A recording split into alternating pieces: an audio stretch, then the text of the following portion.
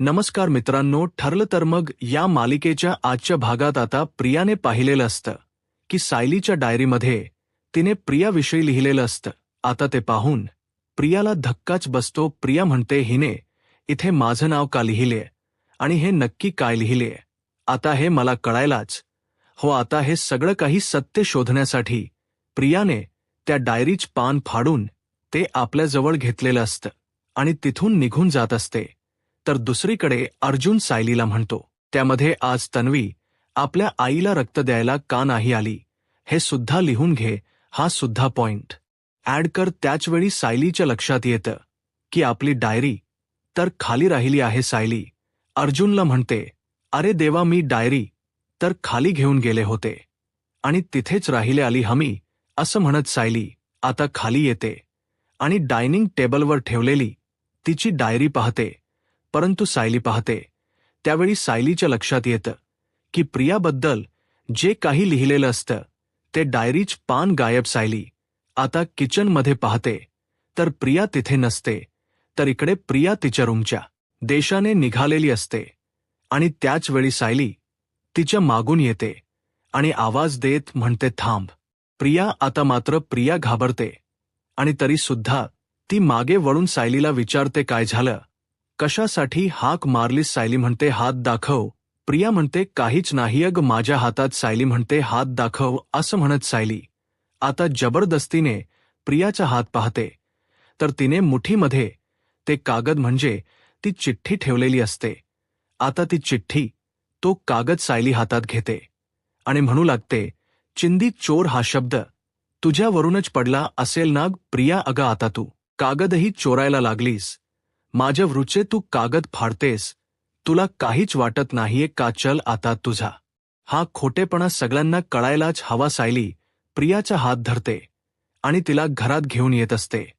त्याचवेळी अर्जुन त्या ठिकाणी येतो आणि सायलीला विचारतो, काय झाले? तर सायली अर्जुनला म्हणते, हिने माझ्या वृचा पान फाडला आहे आणि चोरण्याचा प्रयत्न करत होती. बदल्याचा सावसूक मनाचा आव आणते, परंतु ही जशी आहे ना तशीच आहे. आता तर हेच सत्य खर्च्यांना कळायलाच. हो जा, तुम्ही सर्वांना उठवा. तर प्रिया म्हणते, कशाला उगाच, त्यांना कशाला त्रास ना. आताच सर्वजण झोपायला गेलेत आणि त्यात जर त्यांना उठवलं तर उगाच त्यांना त्रास होईल ना. तर सायली म्हणते, तू कधीपासून व प्रिया खर्चांची काळजी करायला लागलीस? तर प्रिया म्हणते, सायली अगं तुला वाटत असेल तरी सुद्धा ही आता तन्वी बदलली आहे. म्हणजे आतापर्यंत खोटेपणा करणारी तन्वी आता नाहीये. आता मी स्वतःला बदलल आहे.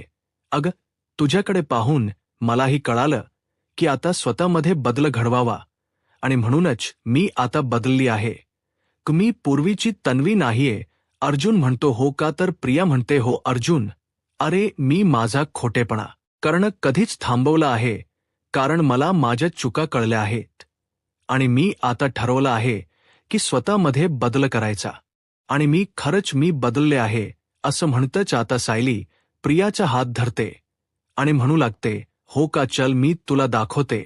असं म्हणत आता सायली प्रियाला होळीच्या ठिकाणी घेऊन येते आणि प्रियाला थांब ममकावत म्हणते, प्रिया एक गोष्ट लक्षात ठेव, आज या होळीच्या समोर मी तुला सांगते, तुझ्याबद्दलचा खोटेपणा मला कळाला आहे.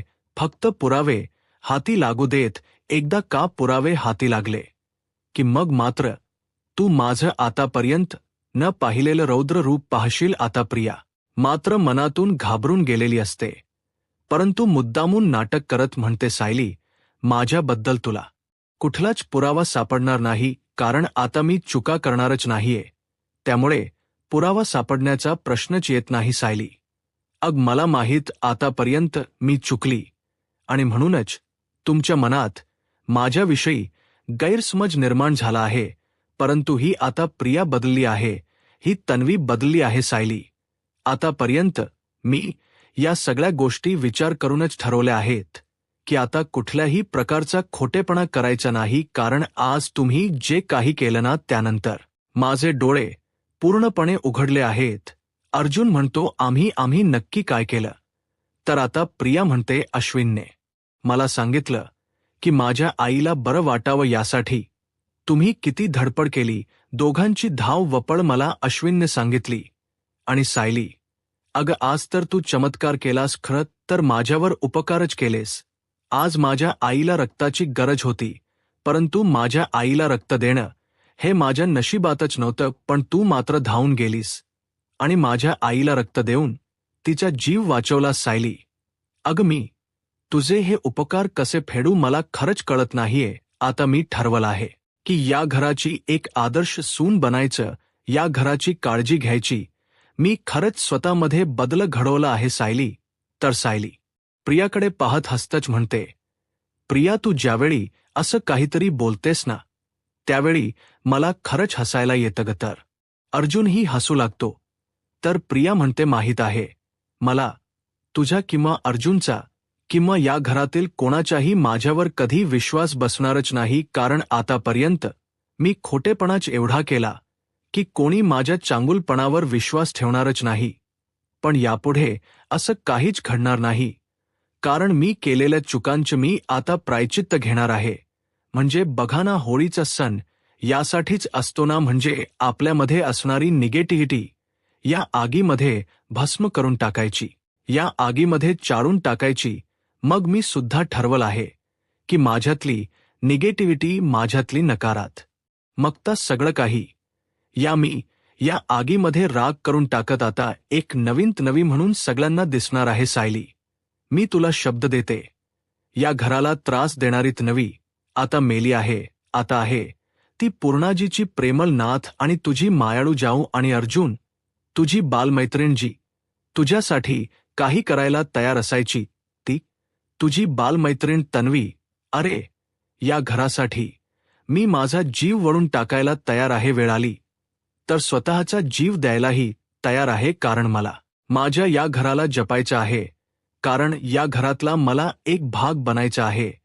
मला या घरातील माणस आणि तुम्ही वजन माझ्यासोबत कायम हवे आहात. आता बघा, तुम्हाला बदललेली तन्वी पाहायला मिळेल. असं म्हणत प्रिया तिथून निघून जाते.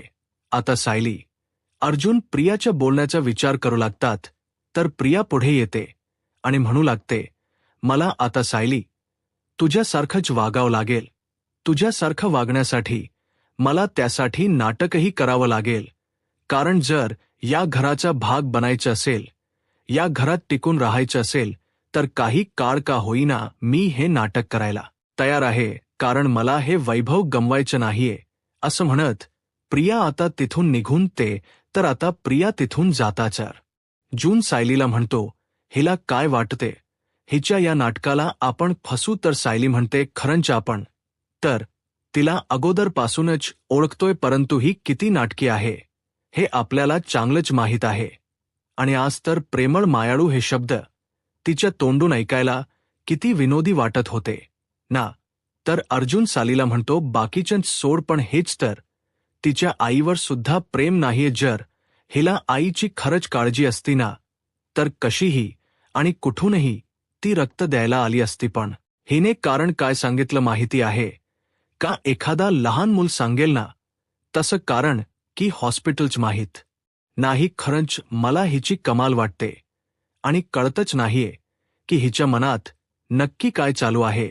तर सायली अर्जुनला म्हणते, पण हिने रक्त देणं काय टाळलं हे आपल्याला शोधावं लागेल, आणि त्यासाठी आपल्याकडे एकच मार्ग आहे. तर अर्जुन विचारतो, कोणता? आता सायली तिच्याकडे असणारा प्लॅन अर्जुनला सांगते. त्यावेळी अर्जुन म्हणतो, फॅटस्टिक, आत्ताच आपल्याला हे सगळ्यांना सांगावं लागेल.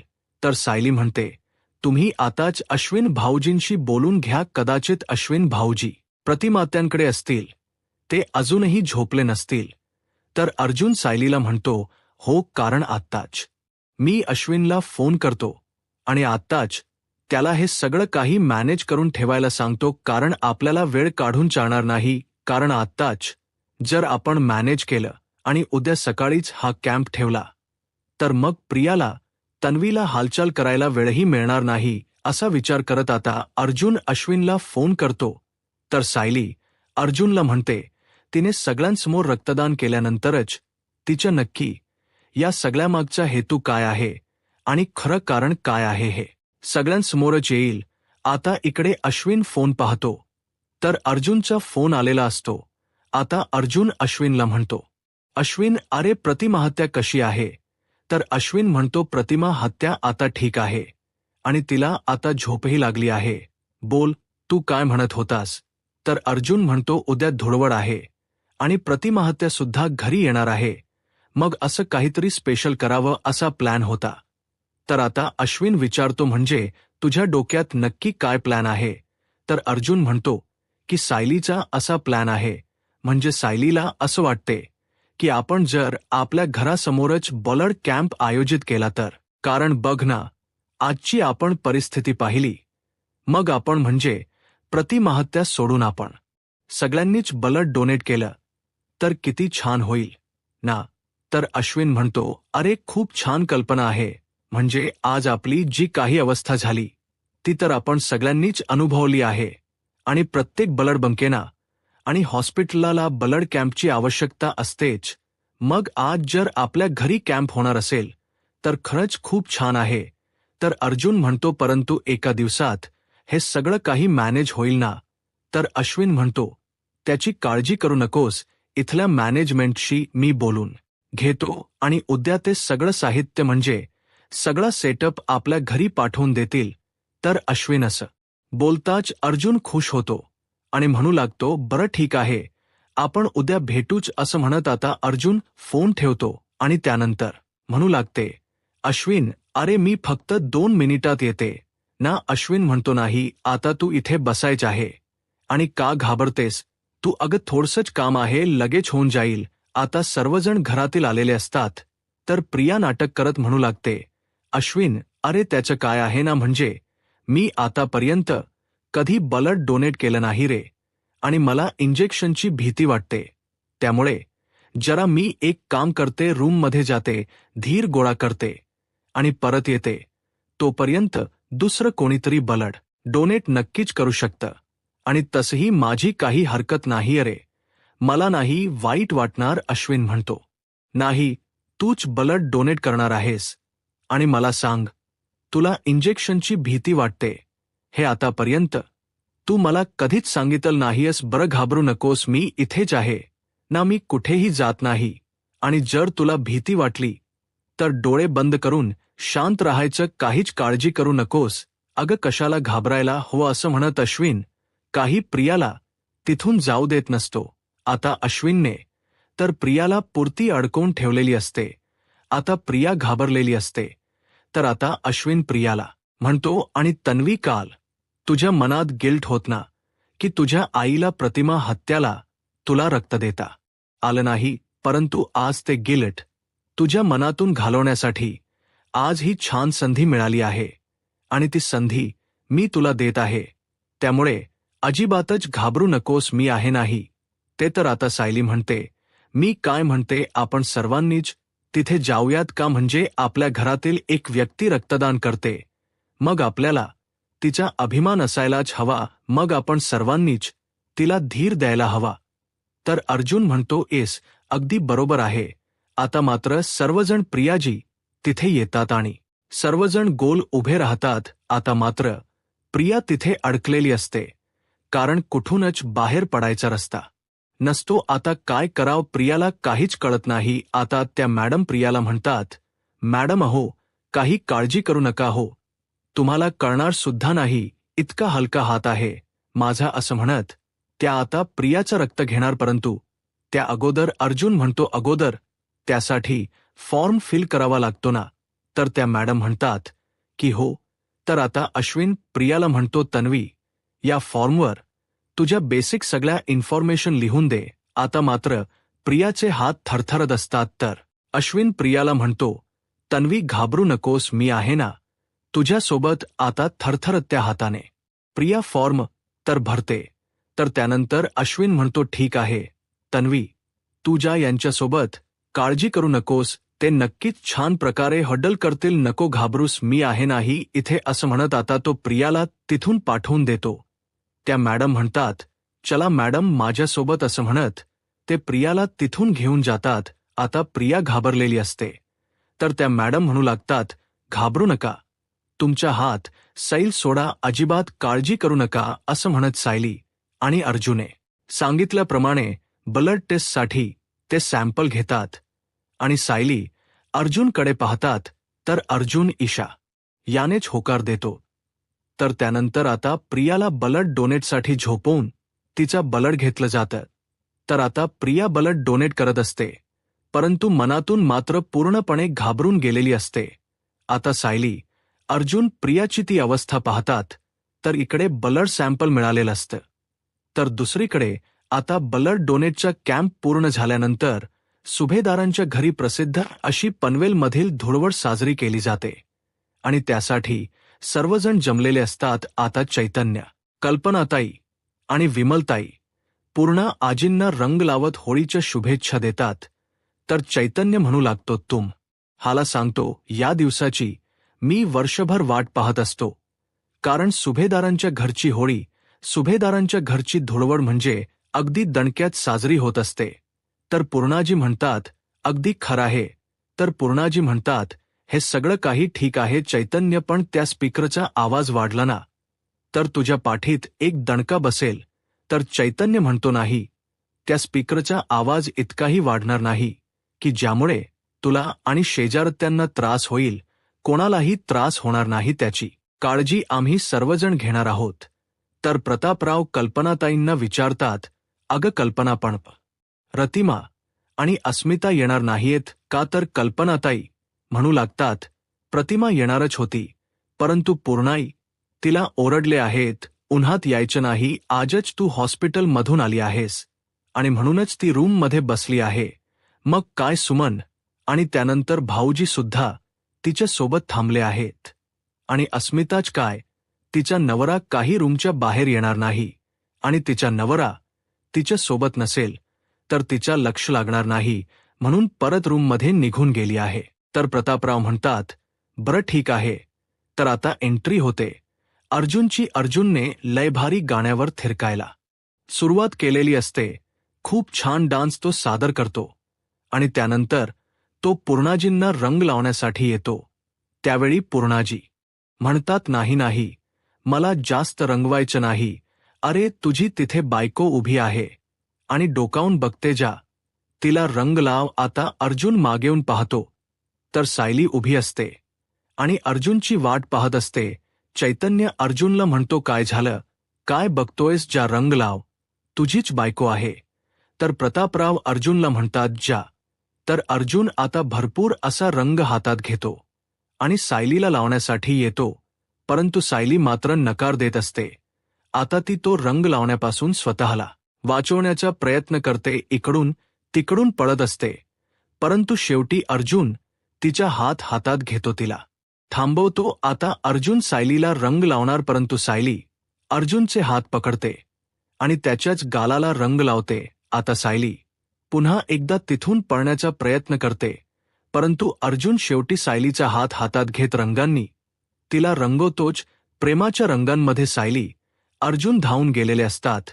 आता दोघंही एकमेकांकडे प्रेमानेच पाहतात आणि त्यानंतर चैतन्य, कल्पनाताई आणि विमलताईंना सुद्धा सायली अर्जुन डान्स करण्यासाठी घेतात आणि सगळ्यांचीच पावलं लयभारी या गाण्यावर थिरकू लागतात. सर्वजण डान्स करू लागतात आणि खूप धूम धडाक्यात अशी सुभेदारांची धुळवड साजरी केली जाते. आणि त्याचवेळी तिथे एंट्री होते प्रियाची. आता प्रिया पाहते तर सायली, अर्जुन आणि घरातील सर्वजण एन्जॉय करत असतात. प्रियाची चिडचिड होते आणि प्रिया मनाशीच होते. या अर्जुनने आणि सायलीने हा ब्लड डोनेट कॅम्प ऑर्गनाईज केला आणि त्या अश्विनने मलाच तिथे भाग पाडलं आणि मला शेवटी ब्लड डोनेट करावंच लागलं. हे जर अगोदर मला माहीत असतं ना तर मी काहीतरी कारण काढून इथून पळाले असते, काहीतरी करत मी इथून सुटका करून घेतली असते, परंतु शेवटी मी अडकलेच. परंतु अजूनही वेळ गेलेली नाही. आता माझा ब्लड रूप कोणाला कळू नये यासाठी मलाच काहीतरी करावं लागेल, असं म्हणत प्रिया आता ब्लड डोनेट कॅम्पच्या दिशेने निघालेली असते आणि हे अर्जुनने पाहिलेलं असतं. आता ती तिथे पोहोचायला तर त्याचवेळी अर्जुन आता पुढची कामगिरी चैतन्याच्या हाती सोपवतो. तर इकडे प्रिया विचार करत असते की नक्की आपलं ब्लड कुठे ठेवलं असेल.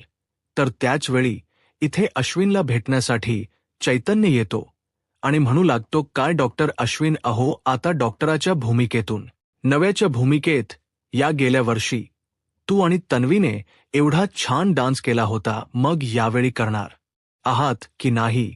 आम्ही सर्वजण तुमची वाट पाहत आहोत. तर अश्विन म्हणतो 5 मिनिटात येतो.